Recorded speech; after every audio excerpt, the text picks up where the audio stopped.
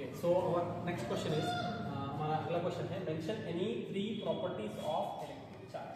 Electric charge के 3 properties mention करना है। ये 2 मार्क्स में क्वेश्चन आता। फर्स्ट प्रॉपर्टी है चार्जेस आर एडिटिव। एडिटिव मतलब चार्ज को सिंपल हम ऐड कर सकते हैं, जैसे कि +2 कूलम है और -5 कूलम है, तो इसको सिंपल +2 -5 से हम ऐड कर सकते हैं -3 कूलम। ये सिंपल एडिशन है। जैसे +5 कूलम +6 कूलम अगर ऐड कर दिए तो ये हो जाता है 11 कूलम सिंपल। तो चार्ज क्या है, एडिटिव इन नेचर है एंड चार्ज इज कंजर्व यानी कि अगर हम 2 बॉडीज के लिए इस पे +5 कूलम चार्ज है, इसके ऊपर -6 कूलम चार्ज है, इसको हम किसी इससे कनेक्ट कर दिए तो इसके ऊपर जो है सोना नेट चार्ज कितना हो जाता -1 कूलम। ये है चार्ज कंजर्व होता, लॉस नहीं होता चार्ज। एंड नेक्स्ट है चार्ज इज क्वांटाइज्ड। क्वांटाइज्ड मतलब चार्ज जो है सोना always integral multiple of n रहता विद e। ये e क्या है, चार्ज ऑन इलेक्ट्रॉन है। मतलब जो चार्ज रहता ना 1 कूलम चार्ज होंगे तो वो ये 1 कूलम हमेशा जो है सोना ये इंटीग्रल मल्टीपल ऑफ e में रहना है। e की वैल्यू कितनी है 1.6 × 10⁻−19 कूलम। तो इसी के इंटीग्रल मल्टीपल में रहना है, यानी कि 1.6 × 2 3 4 5। ये n कभी भी फ्रैक्शन नहीं आ सकता 1/2 1/3 1/8 5/7 ऐसा फ्रैक्शन नहीं आना है, always integral multiple of n में। नेक्स्ट हम देखेंगे क्वेश्चन है हमारा mention any 3 properties of electric field lines. Electric field lines पिछला था 3 प्रॉपर्टीज ऑफ चार्ज और ये है 3 properties of electric field lines. Number 1 है electric field lines start from positive charge and terminate on negative charge. जैसे कि ये है पॉजिटिव चार्ज और यहाँ है नेगेटिव चार्ज, तो इलेक्ट्रिक फील्ड लाइंस यहाँ से निकलते हैं +2 से और जाके मिलते हैं -2 में। उसी तरीके से इधर भी निकलते हैं। तो इसको लिख सकते हैं electric field lines originate from positive charge and terminate on negative charge. Second है 2 electric field lines never intersect each other. मतलब ये इलेक्ट्रिक फील्ड लाइंस कभी भी ऐसा इंटरसेक्ट नहीं करेंगे।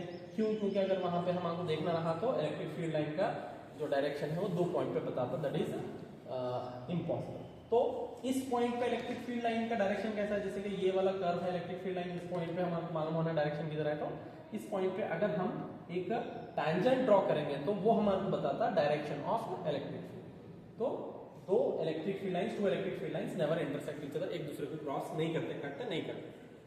नेक्स्ट है tangent to the curve at a point shows direction of the field. जैसे मैं अभी बताया, अगर यहां से यहां पे एक इलेक्ट्रिक फील्ड लाइन जा रही तो इस पॉइंट पे मेरे को चाहिए इलेक्ट्रिक फील्ड का direction. Electric field vector quantity है तो इलेक्ट्रिक फील्ड का डायरेक्शन भी चाहिए। तो इस पॉइंट पे अगर मैं एक टैंजेंट ड्रॉ करूंगा तो ये डायरेक्शन रहेगा इलेक्ट्रिक फील्ड का। इस पॉइंट पे एक टैंजेंट ड्रॉ करूंगा ये रहेगा, इस पॉइंट पे ड्रॉ करूंगा ये रहेगा। तो नंबर 1 क्या है हमारा, electric field lines originate from +2 charge and terminate at -2 charge. और 2 electric field lines never intersect each other, ये आपस में इंटरसेक्ट नहीं करते। और तीसरा है tangent to the curve at a point shows the direction of field. किसी भी पॉइंट पे अगर हमारे को टैंजेंट ड्रॉ करनी है तो हमको क्या मालूम हो जाता, इलेक्ट्रिक फील्ड का डायरेक्शन मालूम हो जाता। नेक्स्ट क्वेश्चन देखेंगे हमारा। नेक्स्ट क्वेश्चन है derive an expression for torque. Derive an expression for torque acting on an electric dipole on a uniform electric field. Uniform electric field में एक इलेक्ट्रिक डाइपोल रखा हुआ है, हमारे को टॉर्क का एक्सप्रेशन निकालना है। तो समझ लेंगे, लेट अस से ये इलेक्ट्रिक फील्ड है, यहाँ पे ऑलरेडी डायग्राम भी है, ठीक है।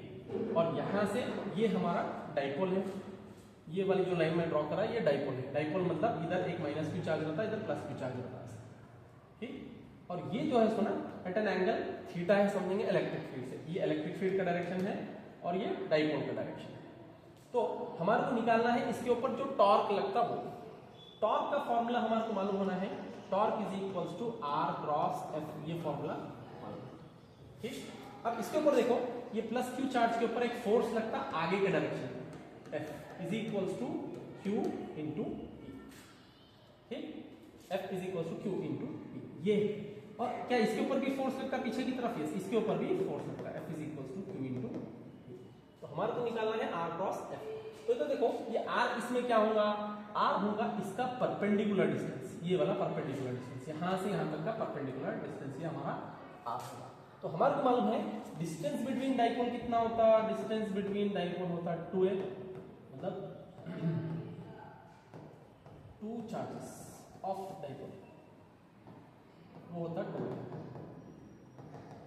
2a। इसका मतलब ये डिस्टेंस है 2a, एक्चुअली में ये डिस्टेंस 2a है, तो अब ये क्या रहेगा, या तो 2a cos थीटा रहेंगे या 2a sin थीटा रहेगा। अभी हम देखेंगे वो sin थीटा रहता है या cos थीटा रहता है। तो इधर देखो हमारे पास अगर इसका टॉर्क का स्केलर फॉर्म चाहिए, ये तो वेक्टर फॉर्म है ना, ये vector form r vector cross f vector के हमारे को टॉर्क। तो अगर इसका हम स्केलर फॉर्म देखेंगे तो वो होता rf sin थीटा, ठीक। तो उसी तरीके से ये अब f की जगह क्या हम QE अगर सब्स्टिट्यूट कर दिए f की जगह पे, तो torque is equals to rf और QE। r का डिस्टेंस हमारे को मालूम है 2a है, 2a, और f क्या है, f की प्लेस पे QE sin। ये हमारे को r कैसे मालूम है, r क्या है, डिस्टेंस है, ये 2a, ये 2a डिस्टेंस है। वैसे ये 2a sin थीटा रहता, ये एक्चुअल में 2a डिस्टेंस है, यहाँ से आता ये 2a डिस्टेंस है, ठीक। तो डिस्टेंस ले लिए 2a r की जगह पर। फोर्स हम देखें इसके ऊपर QE फोर्स लगता है। अब ये मालूम कैसे हुआ QE फोर्स लगता बोल के, हमारे को मालूम है इलेक्ट्रिक फील्ड का फॉर्मूला क्या है, electric field is equals to force per unit charge. ये Q इधर गया तो फोर्स इज इक्वल्स टू होगा Q इनटू, अगर कभी इलेक्ट्रॉन आ गया तो force is equals to E into E आता। तो अब यहाँ पे कर दिए। और एक चीज हमारे को मालूम है कि जो इलेक्ट्रिक डाइपोल मोमेंट है ना, उसका formula P is equals to 2QA आता। अगर यहीं से हम 2QA अगर अलग कर दिए तो टॉर्क का फॉर्मूला हो जाता, ये 2QA की जगह पे क्या सब्स्टिट्यूट कर सकते हैं हम P, तो PE sin थीटा, ये आ गया हमारा एक्सप्रेशन टॉर्क। अगर इसको हम वेक्टर फॉर्म में लिखें तो torque is equals to P cross E, यही हमारा फाइनल। अब इसका गिवन भी लिखना पड़ता। गिवन कैसा लिखते हैं, स्टार्टिंग में let there be electric field and a dipole separated by a distance 2a लिखना है हमारे को, क्योंकि 2 मार्क्स में है ज्यादा। अगर बस खाली इतना लिख दिए कि let there be electric field and a dipole in that electric field at an angle theta, तो उसका गिवन में कैसे लिखेंगे, let there be a dipole separated by distance 2a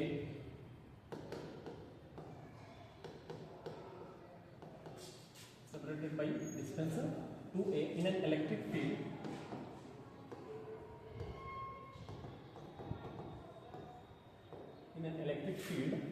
at an angle, इतना भी लिख देना काफी, ठीक। ये हमारा फाइनल आंसर है, अदरवाइज यहां तक भी आंसर करेक्ट। नेक्स्ट है हमारा state and explain Coulomb's law in electrostatics. Coulomb's law का स्टेटमेंट अगर 2 मार्क्स में आया तो स्टेटमेंट ज्यादा लिखने की जरूरत नहीं, अगर 4-5 मार्क्स में आया तो ये स्टेटमेंट लिखना है। 4-5 मार्क्स में आया तो पहले स्टेटमेंट लिखना है। स्टेटमेंट क्या है, स्टेटमेंट है two charges attract each other with force, जैसे ग्रेविटेशन का ये है, two charges attract each other with force that is directly proportional to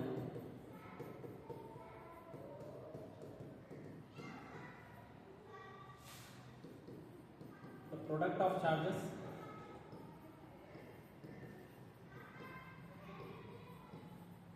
and inversely proportional to the square of distance between them.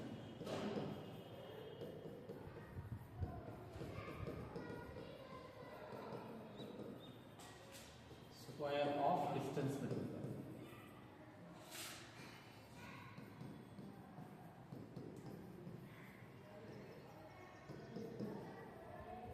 जैसे कि ये दो charges है समझेंगे, ये एक +q चार्ज है समझेंगे और ये -q चार्ज है। ये इनके बीच में अट्रैक्टिव रहता, अगर दोनों पॉजिटिव है तो रिपल्सिव फोर्स रहता, दोनों नेगेटिव रहा तो भी रिपल्सिव फोर्स रहता। तो अब इनके बीच में का जो डिस्टेंस है वो हम r समझेंगे। अब इनके बीच में फोर्स ऑफ अट्रैक्शन है। इसी अगर स्टेटमेंट को हम देख के लिखे तो force directly proportional to product of charges q1 into q2, ये q1 चार्ज है समझेंगे और ये q2 चार्ज है समझेंगे, तो q1 इंटू q2, और यही force inversely proportional to square of distance between them. इन दोनों के बीच में अगर डिस्टेंस r कंसीडर कर दिए तो force inversely proportional to R का स्क्वायर हो जाता। इन दोनों को एक साथ लिख दिए तो F proportional to Q1 Q2 divided by R square आता। अब यहाँ से प्रोपोर्शनल हटा के हमारे को एक कांस्टेंट लगाना है। कांस्टेंट क्या आता है? F इज इक्वल्स टू के Q1 Q2 divided by R square.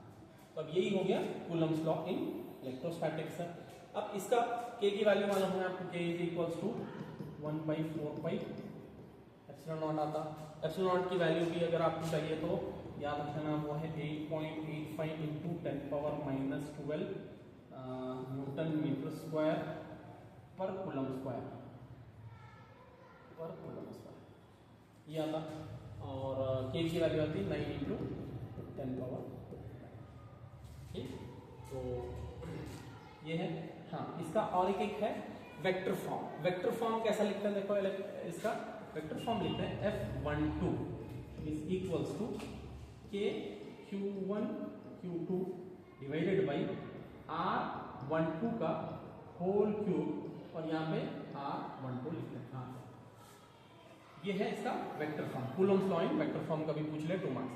यानी तो अगर ये R21 लिखे तो ये भी ऐसे आता के Q1 Q2 divided by R21 का होल क्यूब और यहाँ पे आता R21। ये यूनिट वेक्टर आता, नीचे मैग्नीट्यूड का क्यूब आता, ऊपर unit vector.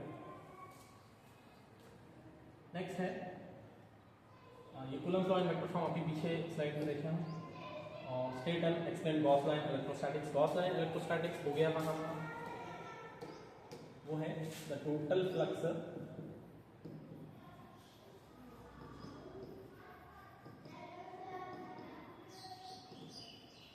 passing through a Gaussian surface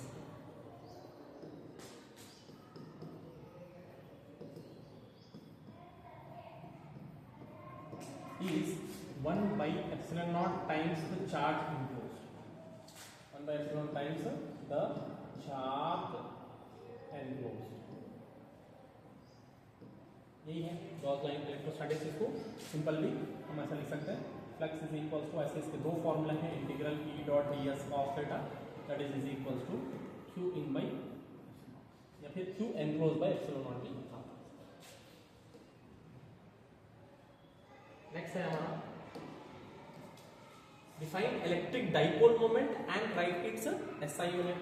electric dipole moment है, इलेक्ट्रिक डाइपोल मोमेंट है द इलेक्ट्रिक डाइपोल मोमेंट है the charge to equal and opposite charge.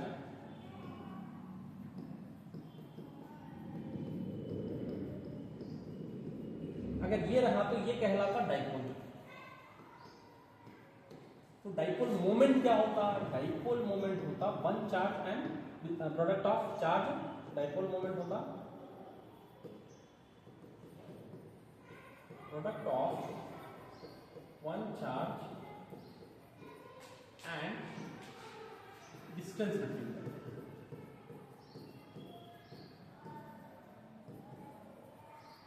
जैसे कि ये एक +Q चार्ज है, इधर -Q चार्ज है, ये हो गया डाइपोल। इन दोनों के बीच में का डिस्टेंस अगर L है, यूजुअली हम कैलकुलेशन के लिए 2L लेते हैं, यहाँ पे अगर हम L ले लिए तो डाइपोल मोमेंट होता P is equals to Q into. ये डाइपोल मोमेंट होता यूजुअली अगर हम फॉर्मूला के लिए 2QAB लेते हैं। और इसका SI यूनिट होता, यहाँ पे देखो SI यूनिट यहाँ पे ही मालूम हो जाता, ये है चार्ज। चार्ज का SI यूनिट है कूलम और लेंथ का SI यूनिट है मीटर। तो कूलम मीटर इसका SI यूनिट। नेक्स्ट है हमारा sketch electric field due to electric charge, positive electric charge और नेगेटिव इलेक्ट्रिक चार्ज। ये दोनों अलग अलग है, electric field due to positive electric charge and electric field due to negative electric charge. और मालूम है जो पॉजिटिव इलेक्ट्रिक चार्ज है वो +Q है समझेंगे, तो इसकी वजह से इलेक्ट्रिक फील्ड जो है सुना अवे होता,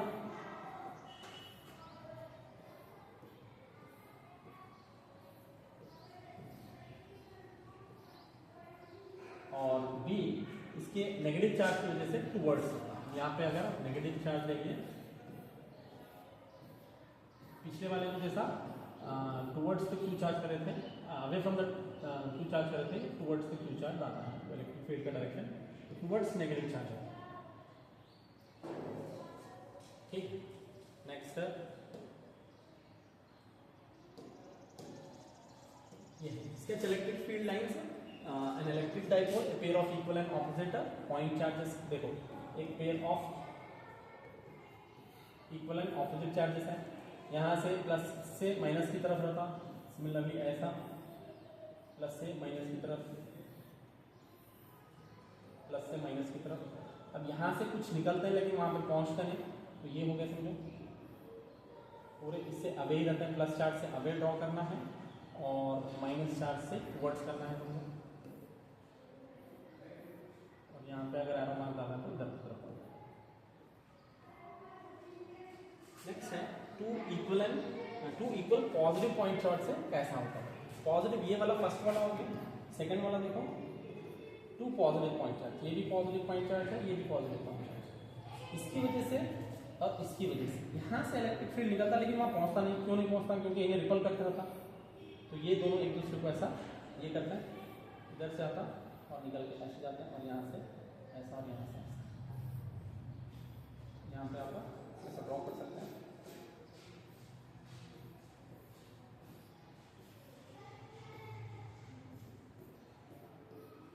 एरो मार्क सारे के सारे अवे डालना है सब में.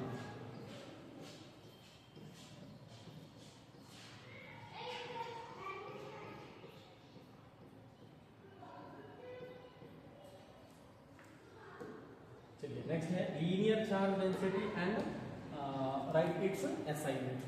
जो लीनियर चार्ज डेंसिटी है, चार्ज पर यूनिट लेंथ को हम बोलते हैं charge per unit length is equal to linear charge density. बस इतना ही. उसको रिप्रेजेंट करते हैं लैम्बडा से. Lambda is equal to Q by L होता. उसका एसआई यूनिट अगर हमारे को लिखना है तो यहाँ पे देखो एसआई यूनिट क्या आता है इसका. एसआई यूनिट का था चार्ज पर यूनिट है, तो कूलम नीचे मीटर आता, तो कूलम पर मीटर भी हम. नेक्स्ट है surface charge density. Surface charge density, surface charge density जैसे कि चार्ज पर यूनिट एरिया होता. पिछला था चार्ज पर यूनिट लेंथ, ये है चार्ज पर यूनिट एरिया. तो इसको रिप्रेजेंट करते हैं सिग्मा से. Sigma is equal to Q by A. अब यहाँ से देखते ही मालूम हो जाता कि इसका ऐसा यूनिट क्या होगा. ऐसा यूनिट होता चार्ज का कूलम होता और एरिया का मीटर स्क्वायर होता. तो ऐसा unit is equal to coulomb per. Similarly volume charge density, यहाँ पे एरिया है तो नीचे वॉल्यूम आता. ये है चार्ज पर यूनिट वॉल्यूम. इसको आप रो से डिफाइन कर सकते हैं. Rho is equal to Q by V. तो इसका भी कूलम हो गया और यहाँ पे मीटर क्यूब आता. तो इसका ऐसा यूनिट है coulomb per metre.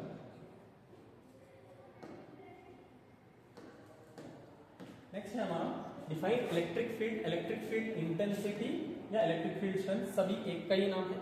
Electric field को डिफाइन करते हैं force per unit charge.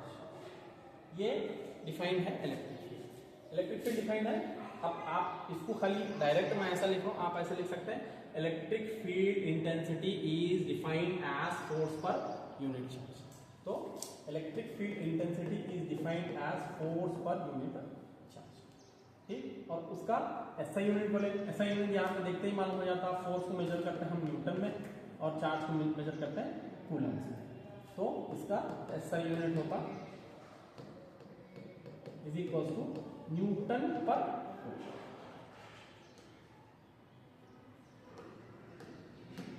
What is electric flux and give its ऐसा unit.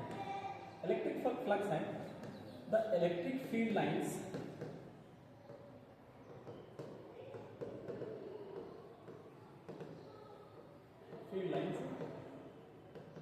passing through an area. किसी भी एरिया से जो इलेक्ट्रिक फील्ड लाइंस हैं वो पास हो रहे हैं, उसको बोलेंगे हम इलेक्ट्रिक फ्लक्स. तो इलेक्ट्रिक फ्लक्स का फॉर्मूला है flux is equal to E into A.